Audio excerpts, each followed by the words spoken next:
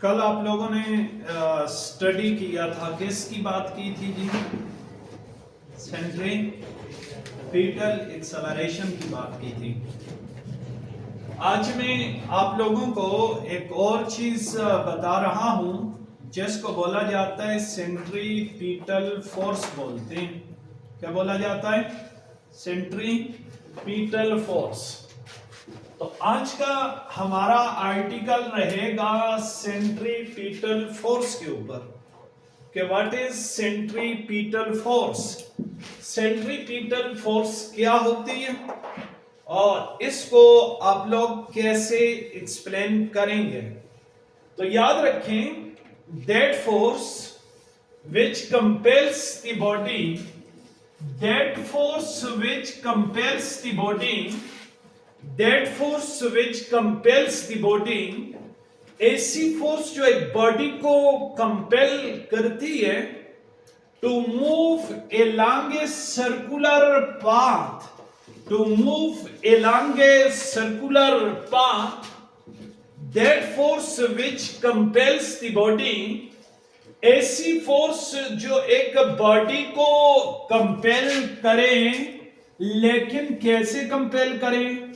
To move in a circular path, to move in a circular path, that force which compels the body to move in a circular path, ऐसी force जो एक body को compel करें to move in a circular path, ऐसी force जो body को compel करें किसके ऊपर?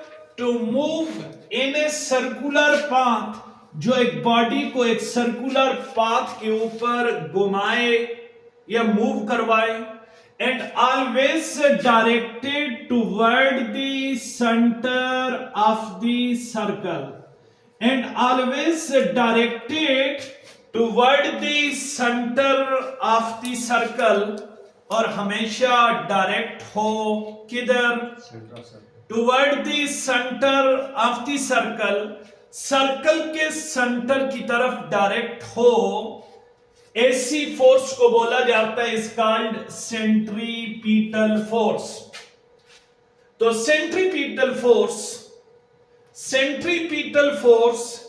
is that force which compels the body, जो एक बॉडी को कंपेल करती है, which compels the body, जो एक बॉडी को कंपेल करे to move along a circular path, जो एक बॉडी को एक सर्कुलर पाथ के ऊपर क्या करवाए? मूव करवाए। ऐसी फोर्स को किसका नाम दिया जाएगा? सेंट्रीपिटल फोर्स का नाम देते हैं। That force is called centripetal force. लेकिन जब मैं सेंट्रीपिटल फोर्स की रिप्रेजेंटेशंस की बात करूं, आपके ज़हन में होना चाहिए it is represented by F C. इसको किससे रिप्रेजेंट करेंगे? एफ लिख के इसके साथ सी लिख देंगे। सी का मतलब सेंट्रीपिटल हो गया और एफ का मतलब फोर्स हो गया।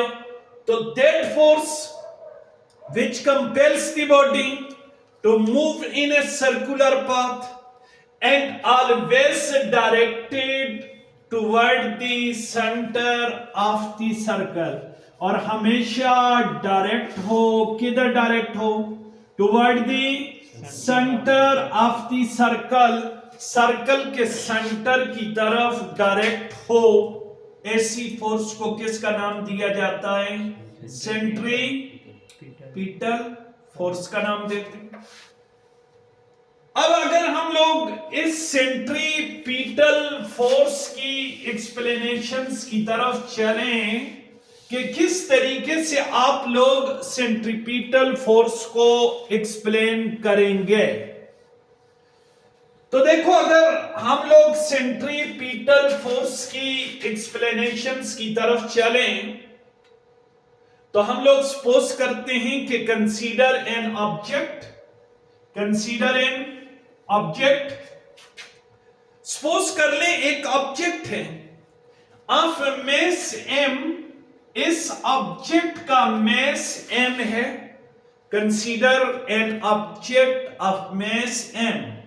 सपोज कर लें एक ऑब्जेक्ट है जिसका क्या है, mass क्या है, m है, which is revolving along a closed circular path, जो एक closed circular path में क्या कर रहा है, मूव कर रहा है, ऑफ रेडियस r, जिसका रेडियस क्या है, r है, ऑफ रेडियस r. यानी हम लोग ये सपोज कर लेते हैं कि कंसीडर ए बॉडी, सपोज कर लो एक बॉडी है ऑफ mass m, जिसका mass क्या है, m है, which is revolving around a circular path of radius r, जो एक सर्कुलर पाथ है जिसका रेडियस r है, उसमें क्या कर रहा है, मूव कर रहा है.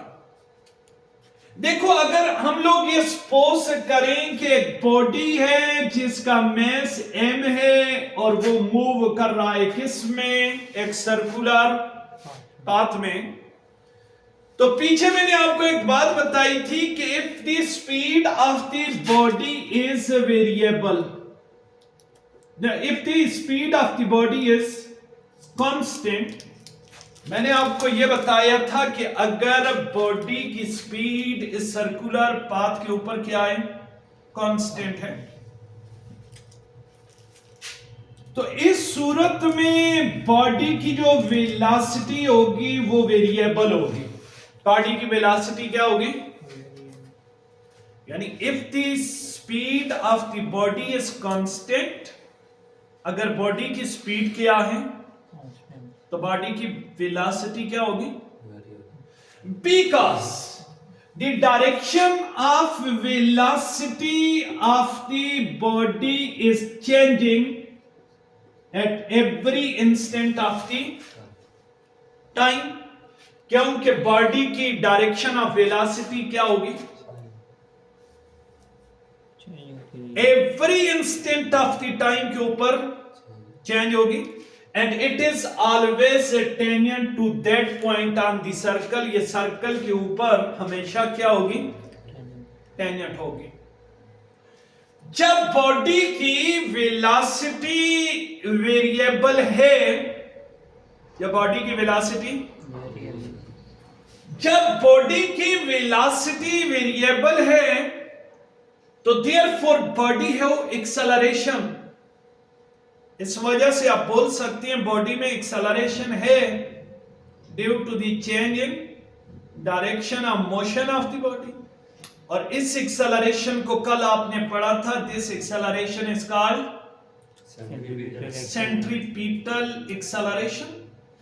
लेकिन from the Newton second law of motion, from this Newton second law of motion, Newton second law of motion से आप लोगों ने ये पढ़ा था कि to produce centripetal acceleration, centripetal force is required.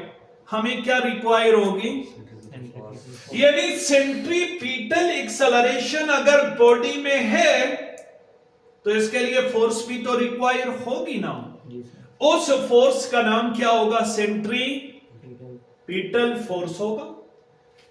And this centripetal force is given as, कैसे लिखेंगे, वैसे न्यूटन सेकंड लॉ क्या आएगी, F is equal to ma, F is equal to.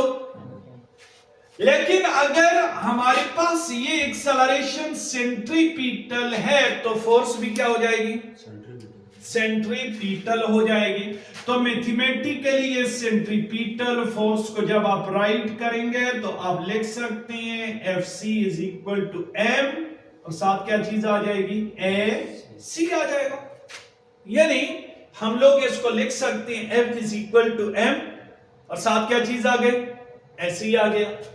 इसको चलो हम लोग कॉल कर देते हैं इक्वेशन नंबर 1. इसको क्या कॉल कर देते हैं, इक्वेशन नंबर 1 बोल देते हैं.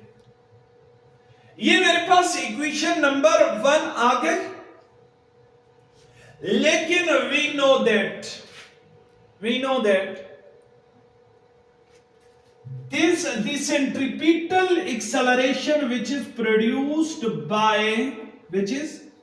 by centripetal force is given as AC is equal to क्या होता है जी, बोलिए क्या होता है, v स्क्वायर डिवाइडेड बाय क्या होता है, r, यानी v square divided bye r आ जाएगा। AC किसके इक्वल होता है, v स्क्वायर डिवाइडेड बाय। इस वैल्यू को हम लोग उठाएंगे और उठा के कहां पुट कर देंगे, पुटिंग इन इक्वेशन 1। इसको किस में पुट कर देंगे, इक्वेशन नंबर 1 में। तो पुटिंग इन इक्वेशन 1, जब आप इसको इक्वेशन 1 में डाल देंगे तो एफ सी इक्वल आ जाएगा m, और एस सी की जगह क्या लिख दूं, v square divided by R आ जाएगा। तो इससे हमारे पास आ जाएगा v square divided by R आ जाएगा, ठीक है ना। तो सेंट्रीपिटल फोर्स की इक्वेशन बनी, क्या बन गई, m v square divided by R, m v square divided by R, ये सेंट्रीपिटल फोर्स की क्या बन जाएगी, इक्वेशन आ जाएगी। देखो, from this equation we conclude that, इस इक्वेशन से हम ये कंक्लूड कर रहे हैं, centripetal force of a body depend upon 3 factors. Body के ऊपर जो सेंट्रीपिटल फोर्स लगेगी, ये कितने फैक्टर के ऊपर डिपेंडेंट है, 3 फैक्टर पर। कौन कौन से फैक्टर पर, m का मतलब है मैस ऑफ बॉडी, m का क्या मतलब है, मैस ऑफ बॉडी। पहला फैक्टर ये आ गया, बॉडी का मैस आ जाएगा, पहला फैक्टर क्या आ गया, बॉडी का मैस आ जाएगा। दूसरा फैक्टर v आ गया, v का क्या मतलब, velocity of body, velocity of body. दूसरा फैक्टर है बॉडी की वेलोसिटी के ऊपर यह सेंट्रीपिटल फोर्स क्या है, डिपेंडेंट है। और तीसरा फैक्टर है radius of circular path, radius of circular path या रेडियस ऑफ सर्कल, सर्कल के रेडियस के ऊपर डिपेंडेंट है। और देखो, इक्वेशन ये हमें बता रही है कि सेंट्रीपिटल फोर्स कितने फैक्टर पे डिपेंडेंट, 3 फैक्टर पे डिपेंडेंट। पहला फैक्टर आ गया मैस ऑफ द बॉडी, दूसरा फैक्टर आ गया वेलोसिटी ऑफ द बॉडी, और तीसरा फैक्टर आ गया रेडियस ऑफ सर्कल। देखो, इस इक्वेशन से हमें यह पता चल रहा है कि अगर एक बॉडी का मैस इंक्रीज करेगा तो सेंट्रीपिटल फोर्स भी इंक्रीज होगी, बॉडी का मैस डिक्रीज होगा तो सेंट्रीपिटल फोर्स भी। अगर बॉडी के मैस को 2 टाइम करोगे, सेंट्रीपिटल फोर्स 2 टाइम हो जाएगी। बॉडी के मैस को 3 टाइम करोगे, सेंट्रीपिटल फोर्स, क्योंकि डायरेक्टली प्रोपोर्शनल है। लेकिन अगर एक इस बॉडी की वेलोसिटी को आप 2 टाइम करोगे तो सेंट्रीपिटल फोर्स कितनी होनी है, 4 टाइम, क्योंकि 2 का स्क्वायर क्या बनेगा, 4 बनेगा। और अगर रेडियस को 2 टाइम करोगे तो फिर सेंट्रीपिटल फोर्स हाफ हो जाएगी, यानी यहां 2 डालोगे तो 1/2, 1/2 का क्या मतलब, हाफ। तो इसका मतलब ये निकल आया कि सेंट्रीपिटल फोर्स डिपेंडेंट है कितने फैक्टर पर, कितने फैक्टर पर, 3 फैक्टर पर ये डिपेंडेंट है। कितने फैक्टर पर, देखो आपको एक चीज बताऊं, वी नो दैट, कल मैंने आपको एक बात बताई थी, v इज इक्वल टू, बोलिए क्या होता है, v किसके बराबर है, R omega. We know that V is equal to R omega. V किसकी इक्वल होता है जी? V is equal to R omega. V किसकी इक्वल है? R ओमेगा के इक्वल है। और ये रिलेशन है किस किस के दरमियान? कल हमने देखा था लीनियर वेलोसिटी और एंगुलर वेलोसिटी के दरमियान। अब इसको पुट कर ले इन इक्वेशन 2, तो आप जरा देखें सेंट्रीपिटल फोर्स क्या बन रही है। तो F C is equal to M और v की जगह क्या डाल दूं जी? आर ओमेगा होल स्क्वायर और डिवाइडेड बाय क्या चीज आ जाएगी? आर आ जाएगा। तो इस सूरत में ये हमारे पास बन गया v is equal to R omega whole square और डिवाइडेड बाय क्या चीज आ जाएगी? आर आ गया। अब जरा देखिए एफ सी किसकी इक्वल आ गया जी? बोलिए एम, ये आर स्क्वायर हो जाएगा और साथ क्या चीज आ जाएगी? ओमेगा स्क्वायर आ जाएगा और डिवाइडेड बाय आर आ जाएगा। अब इस सूरत में देखो एक आर क्या हो गया? कैंसिल हो जाएगा। आर स्क्वायर है, आर स्क्वायर को लिख दो आर मल्टीप्लाई बाय आर, तो ऊपर नीचे आर क्या हो जाएगा? तो एफ सी क्या आ जाएगा? एफ सी इक्वल आ जाएगा M R omega square, M R omega square आ जाएगा। लेकिन इस इक्वेशंस को अगर आप वेक्टोरियल फॉर्म में लिख दो, कौन सी फॉर्म में? तो वेक्टर फॉर्म में कैसे लिखेंगे? अगर आपने इधर एरो लगाया तो उस दिन भी मैंने आपको बताया था, उधर क्या करना पड़ेगा? एम आर ओमेगा स्क्वायर और साथ क्या लगा देंगे? R unit vector, R unit vector. यानी इधर अगर आपने एफ सी के ऊपर अगर एरो लिखोगे ना, तो उधर क्या लगाना पड़ेगा?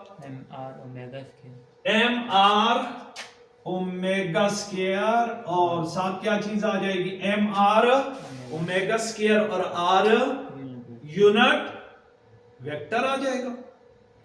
अब आपको एक बात बताऊं, चूंकि हमें पता है कि ये सेंट्रीपिटल फोर्स हमेशा डायरेक्ट होती है, किधर डायरेक्शन है इसकी? It is always directed toward the center of the circle. यह हमेशा सर्कल के सेंटर की तरफ डायरेक्ट होती। तो इस वजह से हम ये कह सकते हैं, so this equations can be written as, आप इस इक्वेशन को यूं भी लिख सकते हो, F C is equal to क्या लगा देंगे? Minus M R omega square into R unit vector. क्यों? क्या? Because centripetal force is always directed toward the centre of the circle, क्योंकि सेंट्रीपिटल फोर्स हमेशा डायरेक्ट होती है और किधर डायरेक्ट होती है? Toward the centre of the circle, ये सर्कल के सेंटर की तरफ डायरेक्ट होती है।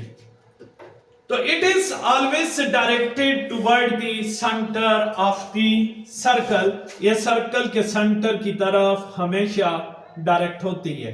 लेकिन याद रखो ये जो सेंट्रीपिटल फोर्स है ना, इसकी भी मैग्नीट्यूड क्या होती है?